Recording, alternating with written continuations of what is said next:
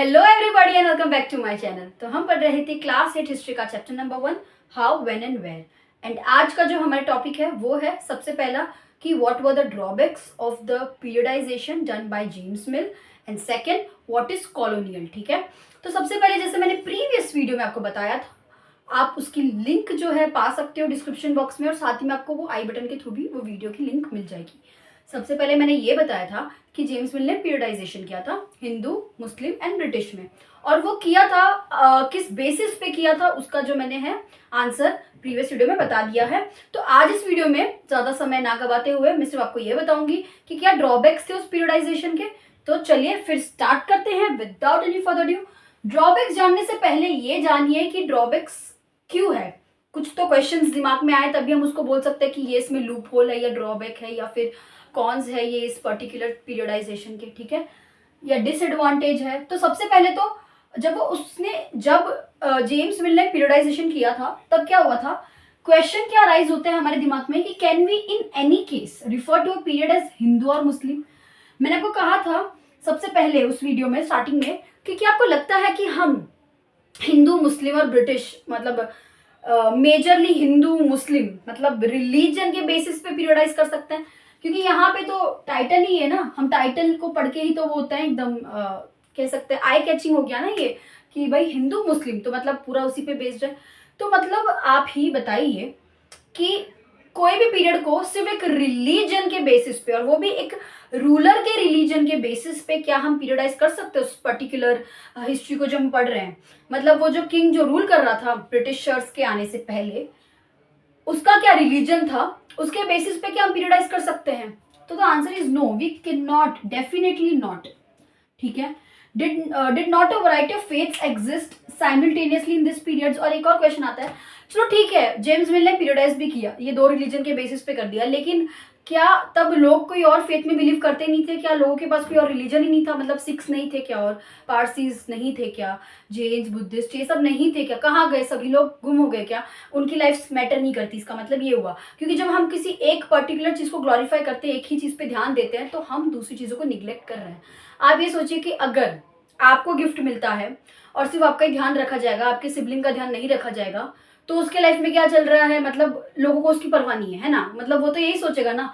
ये एक बहुत ही ऐसे ही एग्जांपल दिया, लेकिन इन रियलिटी यही था कि जब हम हिंदू मुस्लिम के बेसिस पे अगर पीरियडाइज कर रहे हैं, क्लासिफिकेशन कर रहे हैं, तो इसका मतलब तो यही हुआ ना कि हमने दूसरे फेथ्स को मतलब कंसिडर ही नहीं किया। ये तब की बात कर रही हूँ जब आप सिर्फ रिलीजन के बेस पे क्लासीफाई कर रहे हो। जब आप रिलीजन के बेस पे भी क्लासीफाई कर रहे हो तब आपने दूसरे फेथ्स और रिलीजन को कहाँ रखा, नहीं रखा। सबसे पहली बात तो रिलीजन के बेसिस पे क्लासीफाई करना is baseless, it serves no purpose. Now third question is, why should we characterize an age through only, why should we characterize an age only through the religion? ठीक है, why should we characterize an age only through the religion of rulers of the time? मतलब जैसे मैंने कहा कि periodisation करना important है ताकि हम एक पर्टिकुलर पीरियड के कैरेक्टरिस्टिक्स पढ़ सके कि उस पर्टिकुलर पीरियड, उस पर्टिकुलर जो टाइम जो चल रहा है उस पीरियड के क्या कैरेक्टरिस्टिक्स हैं। तो आप सोचिए जब आप पीरियडाइज कर रहे हो तो आपको कितना सोच समझ के पीरियडाइज करना पड़ेगा, क्योंकि आप अपने रीडर्स को बता रहे हो इस तरीके से कि मतलब इस पर्टिकुलर पीरियड में यही हुआ। तो जब आप हिंदू मुस्लिम के बेसिस पे पीरियडाइज कर रहे हो तो आप तो यही बताना चाह रहे हो कि ना सिर्फ रिलीजन और किंग, रिलीजन और king, what about the lives of other people जो उस कंट्री में रिसाइड कर रहे थे, व्हाट अबाउट अदर फेथ्स, ये तो बहुत जरूरी ना। तो इसका मतलब यही हुआ कि to do so is to suggest that the lives and practices of the others do not really matter. मतलब यही हुआ ना कि if you are periodizing on the basis of the religion of the ruler और on the basis of just the religion, it serves no purpose because it is not considering the life of other people living in the country. Where will they go? What were they suffering at that time? What was the impact of the rulers on those people? ये भी तो जानना जरूरी है ना। ठीक है, तो आगे देखते हैं क्या है। तो हम अगर इस चीज को हटाए कि जिस तरीके से जेम्स मिल ने क्लासिफाई किया था, और अगर उसका दूसरा साइड देखें, मतलब जेम्स मिल के क्लासिफिकेशन को हटा के दूसरे पीरियडाइजेशन के मेथड को देखें, तो moving away from British classification, historians have usually divided Indian history into ancient, medieval and modern, जो हम जानते हैं, जिससे हम बहुत ज़्यादा परिचित है।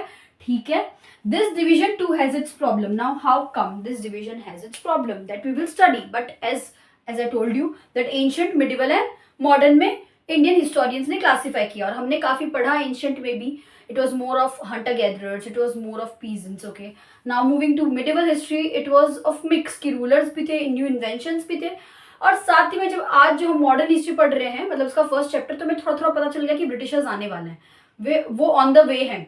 ठीक है, तो ये क्यों एक कह सकते हैं इसका लूप होल क्या है या फिर इसका ड्रॉबैक क्या है, मतलब इस पीरियडाइजेशन का क्या ड्रॉबैक है। So it is a periodisation that is borrowed from the west. जब हम मॉडर्न की बात करते हैं ना, अब देखो मॉडर्न सिर्फ थर्ड फेज को दिया गया है, इसको एंशंट बोला, इसको मिडिवल बोला, और थर्ड वाले को जब ब्रिटिशर्स आए उसको क्या बोला गया है, मॉडर्न बोला गया है। तो उसकी वजह से क्वेश्चन अराइज होता है, वो क्या है, सबसे पहले तो ये लाइन देखो, it is a periodisation that is borrowed from the west where the modern period was associated with the growth of all the forces of modernization। ठीक है, एक मतलब कौन से एस्पेक्ट्स होते हैं मॉडर्निटी की, कि हम जाने कि ये कंट्री जो है, ये सोसाइटी जो है मॉडर्नाइज्ड है, उसके क्या एस्पेक्ट्स होते हैं, science, reason, democracy, liberty and equality. तो इसका मतलब ये हुआ ना कि आप खुद देखो, ये पीरियडाइजेशन में मॉडर्न बोलना, थर्ड पीरियड को जो हम पढ़ रहे हैं उसको मॉडर्न बोलना इज नॉट कंप्लीटली एक्यूरेट, क्योंकि जब मॉडर्न वर्ड वेस्ट से एसोसिएट किया गया है, वेस्ट में मॉडर्न वर्ड का मतलब क्या हुआ, जब आपका साइंस में, डेमोक्रेसी में, मतलब इन्वेंशंस में, आपके पॉलिटिक्स में, और आपके कंट्री के हर एक चीज़ों में जो है एक अपग्रेड देखने मिलता है, एक ऊंचाई देखने मिलती है, तो आप उसे मॉडर्न कहते हो। लेकिन आप बताओ, इंडिया में जो इस पीरियड को मॉडर्न कहा गया है, क्या वो एक पूरी तरीके से वर्थ है कहना? नहीं, वो नहीं है, क्योंकि जो ये वर्ड्स यूज किए हैं, डेमोक्रेसी, लिबर्टी, इक्वालिटी, ऐसी सब चीजें इंडियंस को तो कभी नसीब हुई नहीं। जब आप मॉडर्न कह रहे हो तो मतलब Britishers considered themselves as modern, and they kind of showed that when we will rule in India, we will rule over the territory, we are trying to bring the aspects of modernity, हम India को ये दे रहे हैं ये सारी चीजें। तो मैं आपको बता दूं कि जब ब्रिटिशर्स आए थे तब वो भलाई बहुत मैनर्स वाले थे, और भलाई बहुत उनके डेमोक्रेटिक बिलीव्स थे, वो बहुत लिबर्टी, फ्रीडम में मानते थे, पर उन्होंने कभी भी इंडियंस को ये सारी चीज़ें नहीं जो है एक्सेस करने दी, नहीं मतलब इंडियंस को पॉलिसी मेकिंग में रोल उनका था इंडियंस का, ना ही इंडियंस को कभी भी एडवांटेजेस जो है एडवांटेजेस मिले किस चीज़ के, जिस चीज़ों की पॉलिसीज इन ब्रिटिशर्स ने बनाई, क्योंकि ब्रिटिशर्स ने कभी भी इंडियंस का सोच के कभी कुछ बनाया ही नहीं। तो आप ही बताइए, थर्ड पीरियड को मॉडर्न कहना चाहिए? नहीं कहना चाहिए फॉर श्योर। इसीलिए कुछ कुछ चीज़ें आपको लग सकती कि हाँ भाई, जैसे मैंने बहुत पहले कहा था कि उन्होंने अपने लोगों के बारे में सोचा, ब्रिटिशर्स के बारे में सोच के वहाँ वो चीज़ की, और उसका जो बेनिफिट है आज भी हमें मिलता है। ठीक है, कुछ कुछ चीज़ों में ब्रिटिशर्स ने अनइंटेंशनली ही भला कर दी हो, तो उनका इंडियंस को बेनिफिट मिल रहा है। और मैं एक और बेनिफिट बोलूंगी, ये इस तरीके से कि ब्रिटिशर्स ने जो भी किया ना इंडियंस के साथ, मतलब जहां भी उन्होंने पॉलिटिक्स में जो उन्होंने हमेशा किया ना, उसकी वजह से हमारे नेशनल लीडर्स को ये पता चल गया था कि भाई ये गलतियां तो हमें कभी करनी ही नहीं है। अगर हम कभी अपना फ्री इंडिया देखेंगे ना आगे जाके भी, मतलब जिसमें इतना स्ट्रगल लग गया, इतने साल लग गए, अगर जब हम अपना फ्री इंडिया देखेंगे तो ये सारी चीज़ें तो हम कभी नहीं करने वाले अपने लोगों के साथ। ठीक है, ये सारी चीज़ें नेशनल लीडर्स ने अपने दिमाग में गांठ बांध ली। और साथ ही में कुछ हिस्टोरियंस का ये कहना है कि इसको मॉडर्न पीरियड नहीं कहेंगे, जो थर्ड पीरियड है ना, एंशिएंट मिडिवल के बाद ये जो थर्ड पीरियड ये मॉडर्न वाला है, इसको हम बोलेंगे कॉलोनियल पीरियड। और ये मेरे सबसे सही भी है कॉलोनियल पीरियड, इसलिए कि कॉलोनियल का मतलब क्या होता है, जब एक कैसे एक पर्टिकुलर जो है रूलर, या फिर जहाँ इस केस में ईस्ट इंडिया कंपनी यूरोप से आती है और हमारे इंडिया के जो लोकल नवाब्स एंड राजाज हैं उनको सब्जुगेट करती है, साइड करती है, मतलब हरा के निकाल दिया और अपना रूल यहाँ जमा लिया, और फिर पूरे पैन इंडिया में अपना रूल बना लिया। उसे कॉलोनाइजेशन कहते हैं इस प्रोसेस को, और इसको कॉलोनियल कहा जाता है। तो ये पीरियड कॉलोनियल वाला था, ना कि मॉडर्न पीरियड, ऐसा कुछ हिस्टोरियंस ने कहा। जब कुछ हिस्टोरियंस ने कहा मॉडर्न, तो उनके अपोज में, जैसे मैंने कहा, डिबेट ऑनगोइंग है, फ्यूचर में भी रहेगी, तो बाकी के 50% ने ये कहा कि इसको कॉलोनियल कहते हैं। ठीक है, तो अब देखते हैं व्हाट इज कॉलोनियल। ठीक है, तो अभी का जो नेक्स्ट टॉपिक है उसका नाम है व्हाट इज कॉलोनियल। और हम ये अक्सर सुनते हैं कि ब्रिटिशर्स आए थे तब कॉलोनाइजेशन हुआ था, तो कॉलोनियल कॉलोनाइजेशन ये सब है क्या, हम पढ़ेंगे। पर उससे पहले आप ये जानिए कि ब्रिटिशर्स की जर्नी क्या रही। ब्रिटिशर्स का सबसे पहला ये मोटिव नहीं था कि उनको जो है हमारी कंट्री पे रूल करना है, उन्होंने कभी इस चीज़ के बारे में सोचा नहीं था। उनको हमारे इंडिया से इसलिए कांटेक्ट में रहना था क्योंकि हमारे पास रिसोर्सेज थे और उनको लगा ये बहुत सही माध्यम है ट्रेड करने का, इसलिए वो इंडिया से हमेशा अटैच रहना चाहते थे।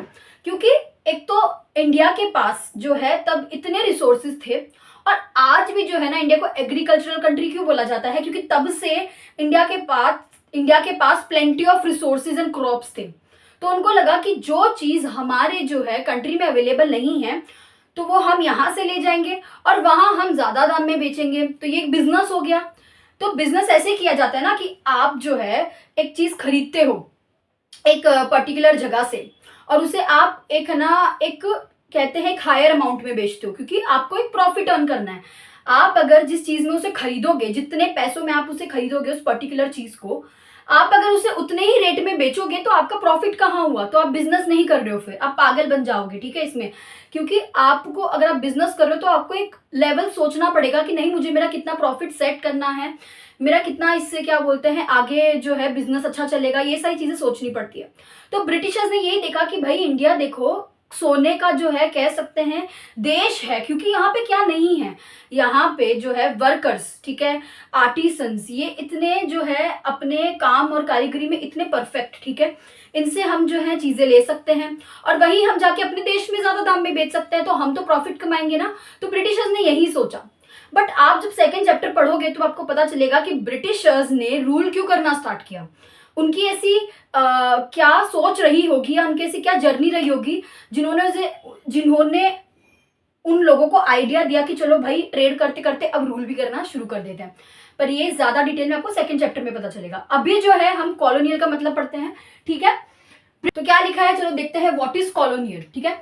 Britishers came to India, okay, they conquered the country and established their rule. अभी जो मैंने इतनी स्टोरी समझाई आपको इसीलिए समझाई कि आप ये ना समझो कि ब्रिटिशर्स ने आते ही जो है अपना हमारा जो देश है वो अपने कंट्रोल में ले लिया, ऐसा नहीं है। जो मैंने पूरा आपको स्टोरी समझाया वो सब इवेंट्स हुए, उसके बाद जो है ब्रिटिशर्स ने क्या है हमारे पूरे पैन इंडिया पे अपना कंट्रोल धीरे धीरे जमाना शुरू किया। और ये बहुत टाइम बाद हुआ था, धीरे धीरे उन्होंने बंगाल से शुरू किया, फिर पता नहीं कहाँ कहाँ, तो उन्होंने है ना धीरे धीरे अपनी जो पहुंच है वो सारे किंग्स एंड नवाब्स को एंड लोकल रूलर्स को उन्होंने क्या किया, सब्जुगेट कर दिया, उन्होंने हटा दिया उनको, ठीक है, हटा के उन्होंने अपनी खुद की पोजीशन बना ली, ठीक है। They started subjugating the locals. अब लोकल्स कौन होते हैं भाई, लोकल्स मतलब क्या वहां के लोग नहीं, लोकल्स मतलब कि वहां के वो जो लोकल रूलर्स की हम जो बात करते हैं ना, लोकल रूलर्स, ठीक है। तो उन्होंने क्या किया, जैसे ट्रेड करना शुरू किया, फिर उन्होंने बंगाल से सबसे पहले जो है अपना शुरू किया कि यहाँ पे जो है यहाँ के नवाब को हटाते हैं और फिर यहाँ हम बैठ जाते हैं। तो उसकी स्टोरी आपको पता चलेगी, लेकिन मैं आपको सिर्फ इतना बताना चाह रही हूँ कि ट्रेड से जैसे उन्होंने जो है अपना ये बदला पाथ रूल करने के टूवर्ड्स, तो उन्होंने बंगाल से शुरू किया, फिर उनके नवाब्स को, लोकल्स को, मतलब उस रीजन के जो पर्टिकुलर रूलर होते हैं उनके लिए ये वर्ड लोकल यूज किया है, तो आप ये याद रख लो, ठीक है। Then they started establishing the control over economy, society, collected revenues to meet all their expenses, bought the goods they wanted at lower prices, produced crops they needed to export. मतलब उन्होंने ना बहुत ही जो है जल्दी, कह सकते हैं ऐसा लग रहा था कि वो प्लानिंग के साथ ही आए थे, क्योंकि उन्होंने क्या किया, जैसे ही वो रूल करना उन्होंने शुरू किया, तो आप जब एक जगह पे रूल करते हो तो आप उस पूरे टेरिटरी पे रूल कर रहे हो, ठीक है। तो उधर के लोग भी आ गए, उधर की क्या जो सामाजिक व्यवस्था थी, आर्थिक व्यवस्था, आप सबको जो है आप मैनिपुलेट कर देते हो। वहाँ के जो लोग किस तरीके से अपनी जो है लाइवलीहुड, मतलब उनका जो लाइवलीहुड था, उनकी क्या इकोनॉमी थी, वो कैसे सोसाइटी में रहते थे, आप ना उधर का सब चेंज कर देते हो। अगर मैं कहीं जाके रूल करूंगी तो मेरे खुद के सर्टन पॉलिसीज होंगे, क्योंकि मैं रूल क्यों कर रही हूँ, मतलब एक तरीके से मैं लोगों को अपने जो है अंडर कंट्रोल में रखना चाहती हूँ। मेरा रूल करने का पर्पस ये है ना कि लोग मेरी सुने, तो लोग मेरी तभी सुनेंगे जब मैं अपने पॉलिसीज जो है उन तक लाऊं कि भाई ये पॉलिसीज है, ये आपको अपनाना पड़ेगा, तभी जो है मुझे पता चलेगा कि नहीं भाई ये मेरी प्रजा है। वरना तो मैं रूल करके बैठ जाऊंगी, लोग अपना अपना कर रहे हैं, तो फिर मेरी इंपॉर्टेंस क्या है।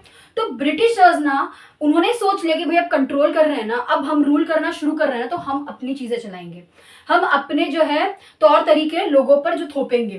तो उधर की क्या इकोनॉमी बदल जाती थी, वो जिस रीजन को कैप्चर करते थे, वहां के लोकल रूलर को सब्जुगेट करते थे, वो वहां की जो है इकोनॉमी को बदल डालते थे, ठीक है। साथ में सोसाइटी जो स्ट्रक्चर था, एक सोसाइटी में रहने का तौर तरीका था, वो भी चेंज कर देते थे। जैसे पहले पीजेंट्स पे इतना दबाव नहीं था कि उनकी लैंड को लेके वो थोड़े से ईज में थे, भलाई वो थोड़े पुअर होते थे, बट उनको जो है इतना ज्यादा जमींदारी नहीं देना पड़ता था। बट फॉर एग्जाम्पल ब्रिटिशर्स आए तो उन्होंने अपने कलेक्टर्स को अपॉइंट किया और बोला भाई तुम हर जगह लैंड पे जा जाके उन पीजेंट से जमींदारी लो और ज्यादा लेना, ठीक है, क्योंकि वो हमें प्रॉफिट देगा, हम ब्रिटिशर्स के क्या खाते में इतने पैसे आएंगे, तो हम और ज्यादा जो है अपना जो कंट्रोल एक्सपांड कर सकते हैं, हम अपने और इंस्टीट्यूशन बना सकते हैं। तो वो हमेशा इसी चीज के तागात में रहते थे कि भाई और कैसे जो है इंडियन से पैसे हड़पे। पहले तो इंडियंस को तुम है ना एकदम वो कर दो, बेरोजगार जैसा ही कर दो, क्योंकि उससे उनसे इतनी मेहनत कराओ, और उनको बिल्कुल पैसे मत दो, ठीक है, उनसे सारे जो है टैक्स के फॉर्म में ले लो, ये उनका एक रहता था हमेशा। और दूसरा उनका ये रहता था कि एक तो वो क्या है आ रहे हैं सब्जुगेट कर रहे हैं लोकल रूलर को, साथ ही में वो वहां के फार्मर्स का जो भी प्रोड्यूस है, रिसोर्स है, उनको ले जाते थे, टैक्स भी ले जाते थे, और उनका जो उगाया हुआ जो अनाज है वो भी ले जाते थे, और साथ में वो अपने यूज के लिए भी रखते थे और थोड़ा वो एक्सपोर्ट भी करते थे। तो इसमें प्रॉफिट प्रॉफिट प्रॉफिट किन लोगों का हो रहा है? ब्रिटिशर्स का हो रहा है। तो मॉडर्नाइजेशन तो उन्हीं का हो रहा है ना, हम लोग कहाँ जा रहे हैं? हमारा तो कॉलोनाइजेशन की वजह से हमारा सिविलाइजेशन डाउन हो गया, क्योंकि हम कहाँ एज ए सोसाइटी डेवलप कर रहे हैं, वही जो है एज ए सोसाइटी डेवलप कर रहे हैं, उनकी इकोनॉमी बढ़ रही है, उन्हीं का जो है सब चल रहा है। तो इस जगह आप सोचिए धीरे धीरे मॉडर्न हिस्ट्री एक जस्टिफाइड है टर्म देना कि ये मॉडर्न हिस्ट्री पढ़ रहे हैं, ठीक है।